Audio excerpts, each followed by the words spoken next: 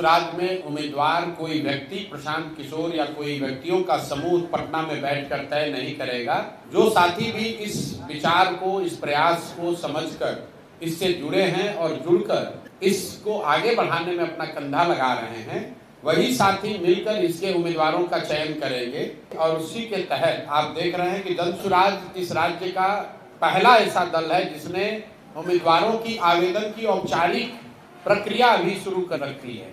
12,000 के आसपास लोगों ने आवेदन दिया है बाकायदा फीस भरकर, और लोगों को ये अनुमति दी गई है कि जिन्होंने भी आवेदन की प्रक्रिया पूरी कर ली है वो अपना नाम, अपना कार्यक्रम, अपना प्रोफाइल संभावित उम्मीदवार के तौर पर अपने क्षेत्र में वो प्रचारित कर सकते हैं।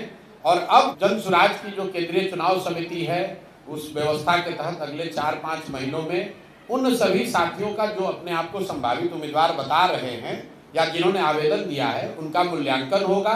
और जनसुराज से जुड़े हुए लोग, पदाधिकारी, साथीगण, इसके संस्थापक सदस्य, सब लोग मिलकर जिसके नाम पर मुहर लगाएंगे वही जनसुराज का उम्मीदवार होगा। उसमें कोई धन बल का प्रयोग नहीं, कोई अंडर द टेबल डीलिंग नहीं। जनसुराज में कोई आपको नहीं कह सकता है कि हमने पैसे के आधार पर टिकट ले गया या पैरवी से टिकट ले गया। जहां तक रह गई बात की दूसरे दल से आने वाले लोगों की, तो भाई जब बिहार में दूसरा कोई विकल्प ही नहीं था तो वोटर के तौर पर भी आप किसी न किसी को वोट देते थे। बहुत सारे अच्छे लोग जो राजनीति करना चाहते हैं वो बेहतर विकल्प के अभाव में किसी दल के साथ थे। अगर वो आज हम लोग के साथ जुड़ रहे हैं तो उस पर प्रतिबंध नहीं लग सकता है। और इस पर व्यापक चर्चा हुई है जनसुराज में 2 बरस कि क्या हम लोग को प्रतिबंध लगा देना चाहिए कि दूसरे दल से आए हुए लोग इसमें चुनाव नहीं लड़ सकते हैं। और सामूहिक निर्णय यह है कि नहीं, प्रतिबंध नहीं लग सकता है, क्योंकि बहुत सारे अच्छे लोग दूसरे दलों में हैं जो कि आकर जनसुराज के प्लेटफॉर्म को मजबूत कर सकते हैं।